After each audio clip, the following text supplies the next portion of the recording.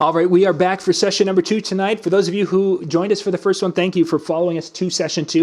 If you're watching out on Facebook, down in the description are links, lots of links, great links. We love links. Links are good. But anyway, you can go to show number 2. Show number 2, that's a YouTube link that'll take you to the page where there's a chat room where people are talking. They're probably not talking about anything that Ron and I are going to talk about, but they're talking, they're sharing ideas, they're asking questions, and they're probably learning a lot more than they're going to learn from us, Ron. Why is that? That's possible. I mean, I didn't realize how good links are, John. Links? Yeah, you said links are good. And they are. Yeah, links are great. Who knew? So Ron, for those of you who haven't met Ron is Mr. Page 6. I mean, people will subscribe to the newspaper just for page 6. I have seen numerous times where save the paper, save the rest of it, just send me page 6. Yeah, they basically will, in the bird cage will be any page beyond page 6. And tonight we're going to be talking about Wedding MBA. Ron was out there last week. I would have loved to have been out there cheering for him in the sidelines, but alas, that didn't happen. If you guys didn't get to go to didn't watch our first show tonight, I ended up talking a lot about it. You can go and check that. I'm going to crop the beginning of it out so you guys can go and get an update on it. Wedding MBA, that's your folder? That's it's the program. Wow. You know, John, you've got to be one proud newspaper publisher, because it wasn't just, I mean, I'd love to sit here and tell you how awesome I was all by myself. But my goodness, you've got almost every writer on your staff was on the Wedding MBA stage at some point. You had Mitch and Jason and Mike Walter and me and Casey was out there. Casey was there. Alan Berg, who writes for us. See, I wasn't even taking Alan into consideration because, but you're absolutely right. I mean, it was fascinating to see how far DJs have come in perception. I mentioned those people, but Rob Ferry did a presentation. And it was Rob's presentation was awesome. He did the theme this year was movie titles. So my theme, I had 2 themes. I spoke on Monday for the DJ session, and my theme was the good, the bad, and the ugly, and it had to do with the customer experience. Mm-hmm. Then I spoke on Wednesday. My theme was Ever After, and it was the art of storytelling, story selling. I beg your pardon. Rob's presentation was it was High School Musical. Oh, that's okay. I was wondering, he wore the Letterman sweater. It was awesome. It was so much fun watching him work, and then of course Peter Murray spoke, Drax spoke. It was a fascinating. It's fascinating again just to see all these DJs on stage. I mean, speaking about not necessarily about DJing, but about business itself. I mean, having reference to DJing, and then seeing these rooms packed full of wedding planners and such, it was really cool. Yeah, that was very, very cool. I mean, that picture that you used for the thumbnail, and that's a nice sized room, and there were a lot of people in there. I mean, I didn't know. Was only 2/3 of the room. I mean, there was another third off to my left that isn't even in that shot. I'm guessing. That's somewhere close to, I'm going to guess 350 or 400 people in my room. And I didn't realize you had that many friends there that you could bribe. It's amazing what you do when you offer free money for people. Come on in, I've got free money for you. But attendance this year, I ran into Will Haggerty in the hall, and I asked him, I said, just in passing, I said, man, attendance sure seems to be up this year, and evidently, it was up considerably this year as opposed to last year, mainly because he said the Monday presentations, which are what's the word I'm looking for, John? They're tracks. Tracks, yeah. Mm-hmm. Yeah. So they have a DJ track, a photo track, photo booth track, a photographer track, video, and I mean a track for everything. And there's like 4 or 5, 5 or 6 maybe presentations in an afternoon in each track. Yeah. And those, from what I understand, have become extremely popular, and that's what's bringing in more and more people is those particular tracks. And then you add to it wedding MBA is like a nonstop marathon that starts at 8 o'clock in the morning and it goes through. The last session is never over until 6 o'clock, and the last session is always wedding wire. And those guys, I've said it before, I'll say it again. Those guys are the rock stars of the wedding MBA. They do some phenomenal stuff, and their booth is always really, really cool in the exhibit area. They always have fun. So this year they had this is pretty cool. I can't see anybody doing this at a wedding, but they actually had a t-shirt screening station. You could go, you pick out your color of t-shirt, and then there was this like these guys that were working a screen. I don't know the technical term for it, but a screen press. There was like 8 different designs that you could have put on your t-shirt, and you could pick your design, and they would screen it for you. And it, again, it was fascinating to see that. And then they had some other stuff going on. The exhibit hall this year was packed all the time. I mean, Nice. Tons of people. So, and that's good because I've heard Mike Barnacosa talk a number of times about it's not the attendees that are paying for this for the conference. It's always the vendors that set up in the exhibit hall, and to see that much traffic in that hall for the entire time was really, really nice. And I hope the vendors there did extremely well. It'd be nice if they walked away really, so that they'll be back next year. Mm-hmm. But it was crazy. Yeah, I've heard it's a good time and a great time to network. How did you have time to network with people? Since you were speaking twice, that probably slowed down the networking a little bit, I'm guessing. Well, yeah, I mean, I had a little bit of time. I mean, I wish I could have seen more presentations. I saw Rob, I saw Peter. I didn't get a chance to see Mitch or Jason. They were at opposing times for something else I wanted to see. There was Alan Berg, I got to see him. Tammy Elliott, who's with Perfect Wedding Guys, she's always on the first day, and I love watching her speak. And of course the Wedding Wire guys, But I got to tell you, by Tuesday afternoon, by the 5 o'clock session on Tuesday, I mean, you're exhausted and you still got another day to go. Yeah. I was really worried about my voice because it's so dry in Vegas. And if you go out, we went out to dinner Monday night, and we were supposed to go to a buffet, and we wound up at Hard Rock. And of course, with music really loud and you're yelling just to have a conversation. And by the time I got back to my room, I don't think I can turn this off.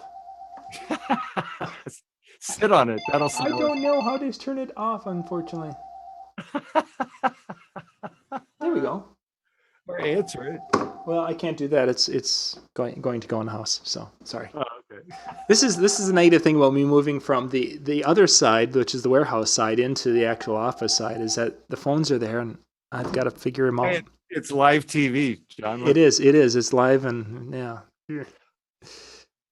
So I think, but yeah, I mean, it's a great experience to. I don't know about the other guys, but for me, it's always a thrill to present from the Wedding MBA stage. It's just, there's nothing like it. I mean, it's a labor of love. I mean, because it takes a lot of time to prep, to write, and then rehearse, and then get up there and do your thing and do the best you possibly can do. Yeah. And so yeah, I mean, it's awesome.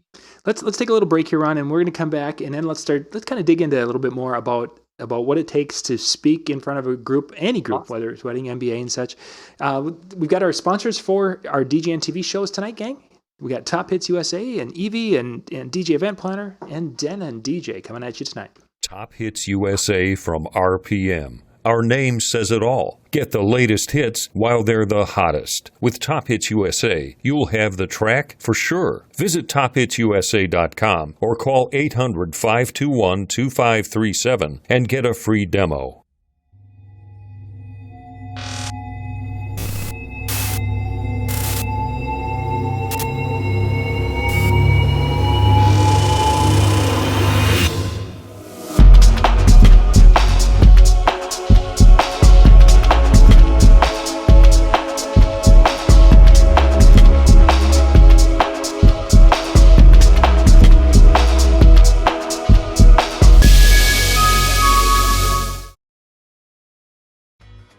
DJ Event Planner will change the way you manage and run your business. Streamline all of your procedures and software into one easy-to-manage system. DJ Event Planner, the ultimate online planning tool.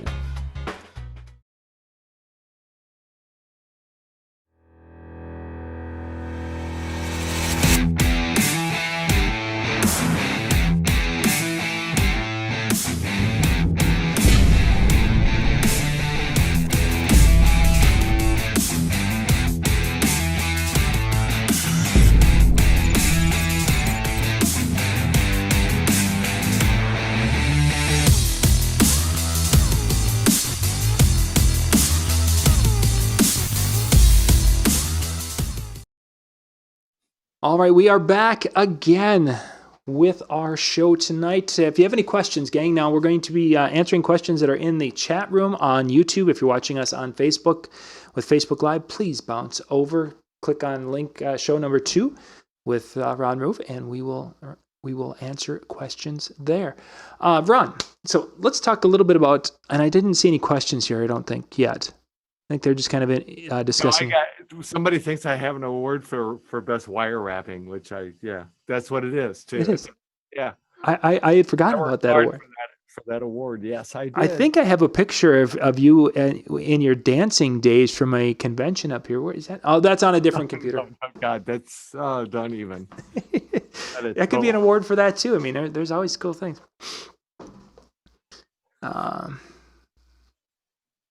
Okay, Ian. Okay, so let's talk a little bit about Ron.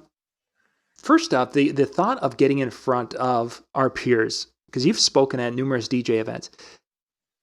How did you get over that feeling, that anxiety, I guess is the best way to describe it, when you got on the stage the first time? Because I mean, that's one of the first things when I've asked even people to be on the show is they start to they freak out a little bit. And yeah, it's funny because I don't do this nearly as well as I do a lot of other things. I mean, it's amazing what happens with this conversation. And I think a lot of it has to do with just not being, if we were together in the same room, which we have been when we were in Vegas at Mobile Beat, we're in the same room. I mean, it's awesome, but this, for some reason, is much more difficult. But to your question, I don't know that you ever do get over the anxiety. It's a matter of for me, it's as I said, it's a labor of love, and it has to be, because for me, just for a 45-minute presentation this time around, I know I invested well over 95 to 100 hours just in writing and rehearsing and then performing. The writing was the most difficult this year for some reason. If you ever write anything, sometimes you have a really hard time finding your voice. And every morning I'd wake up and I go, oh, I found my voice, and I would write, and I'd spend the whole day and I would write. And at the end of the day, or by the next morning, I get up and I read what I wrote, and I go, this is crap. Yep. and then so I'd have to start all over again. And I must have come at it from, and I talked to all sorts of people. It's like, come on, somebody give me some inspiration here. Help me out.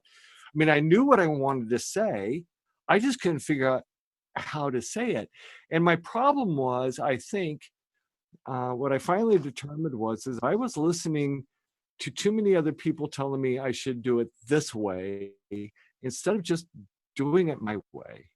You want to, when I get on the stage at Wedding MBA, or even in front of a guest, my goal is to inspire people, and I can't inspire people if I'm trying to be somebody I'm not. And I think, you just got to be yourself. And I'm not going to tell you that it's, I mean, it's funny because when I watch somebody like Peter present, I'm always in awe because he is so calm, cool, collected. Mike Walder, another one. Man, the guy is. And then Randy this year, seeing Randy has been presenting more and more and more. Randy's like a wind-up toy. You wind him up. I mean, he just, and he goes and he goes and he goes and he goes and he goes. And it's so cool to watch him because he's just like an energy bunny. And everybody has their own presenting style.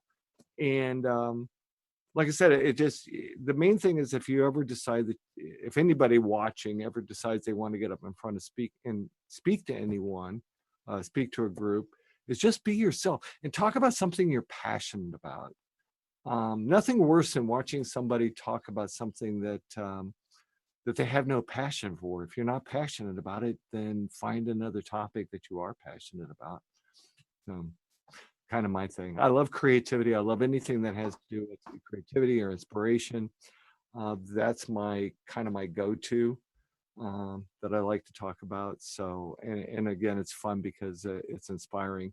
This year it was really cool. If you haven't seen the video, go to my personal Facebook page for our listeners here, or you can find it on the Wedding MBA. The day that I was on stage this year was my 25th wedding anniversary. Mm-hmm. And so I got everyone in the room to say happy birthday happy anniversary to my wife, and got it all and cheer, and I got it all on video so I could send it to her right after I got off stage, and it was really, really cool to have that happen. But it's on my personal page if you're a friend. If not, then go to Wedding MBA. You can find it. Just go down. See, and I was so disappointed with that because I thought when they were doing the happy anniversary, I was thinking, oh, they remembered that Ron started with the disc jockey news. You know, Yeah. I thought, oh, they're singing happy anniversary for him being in the news. No, it was a wedding anniversary. Yeah, Jeff. I mean, my wife, she, and it really was one of those situations where I went, oh crap, I've just booked the wedding for my 25th wedding anniversary. And fortunately I have a very understanding wife. So, but for those of you out there making notes and such, that's probably not a good idea. No, always check your calendar. Yeah, check the calendar, remember important days. I got Google Calendar, but I'm really lousy at putting stuff in it. So I like your anniversary. Yeah, like my anniversary. So, but anyway, no, it's always I would prefer to be in the breakout rooms like I was this year, just because I think for me it's a more intimate crowd. I'm not kidding, John. There had to be, just to give you some idea for people that maybe think of this in terms of mobile beat. I'm going to guess, and I'm guessing, I don't know this number for a fact, but just looking at the convention room on opening day, I would say there was 2,000 wedding professionals there. Wow. If I had 400 in my room on Wednesday morning at 11 on the last day, I would imagine I'm probably pretty close, because you got to figure if there was 400 in my room, then the rest of them were in the other spaces. And there was 5 things going on at one time. So that's, 2,000 people, 1,800 to 2,000 people. I mean, that's a guess. But that's how popular this thing has become. And if you've never been, I would really encourage you to do that. Wow. So people are making fun of me on the chat board. Started DJing. Actually, what year did you start DJing, Ron? You weren't too much ahead of me. 1991. Oh, and actually, I was a few years ahead of you. I knew we were pretty close. I'm so excited about this presentation I did this year. Was about storytelling, and so I opened my story. I opened my presentation with my Genesis story, how I got started. Mm-hmm. And I can't wait for the video to come out so I can share it with people, because I was surprised at how well it was received. Considering it's a DJ story, and I had all sorts of wedding professionals in that room, but it was one of those, people really were able to relate to it. And it was a lot of fun. And that was a labor of love too, is writing that story, because in order to make it interesting enough to hold people for the 7 or 8 minutes it took for me to tell it. So as it was a great opener for me as well. Wow, that's actually, for those of you into speaking, or when you get into speaking, having a story that can hold a group of people for 7 or 8 minutes, it's a long, long time. Yeah, that's it's a lifetime and a half, and I can correlate this, gang. If you've ever watched Zig Ziglar and such, when they were teaching speaking from the Ziglar group there, they teach content. You basically jam content out there, support the content, you pull back, and you say something funny, you have a cute thing, then you come back around and you hit them with content, a problem, content, support the content, pull back, and if you watch Zig Ziglar's videos of him or Brian Flanagan or anyone who's come from that, you will see this rotation going, and this rotation goes about every 4 to 7 minutes. So Ron, if you were able to hold them for 7 minutes in a story, that's really impressive. Well, and it was funny because I wrote, again, finding my own voice. I had 4 different stories I could have told, all of them real.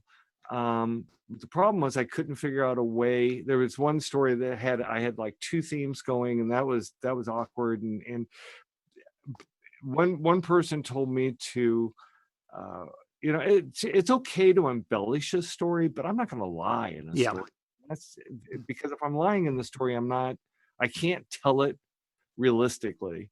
And so, again, that was one of those situations where, God, I spent hours just, writing story after story and sending stories to people and saying, would you please, my friends, and going, would you please review this and tell me what you think?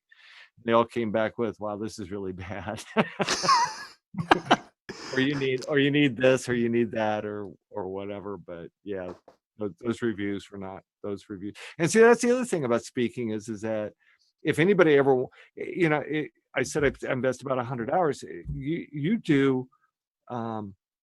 It's more than just rehearsing and standing in front of a mirror. You rehearse in front of people. I had like a couple of my friends that I would go and rehearse in front of them, do it in sections, and then have them critique those sections so that I could clean them up and make changes.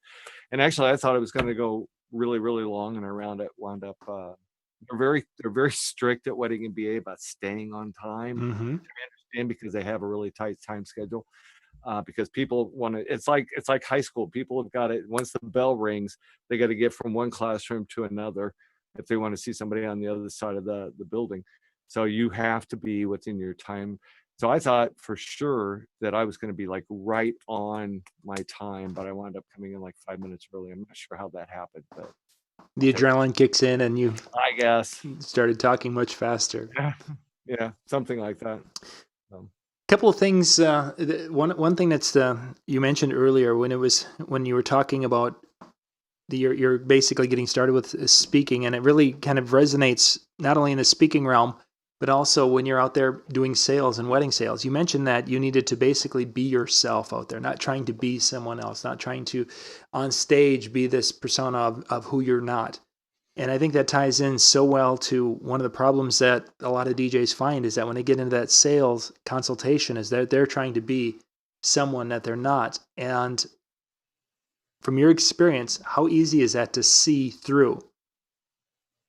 Well, I think it's extremely easy. And that's one reason why going back, we've talked about it before. One of the reasons I took improv was to make me a far better listener. Because if you're a better listener, then you can be more realistic. You can be more human in your responses to the things, to the questions, and to the conversation, rather than just following a format that you've done so many times before.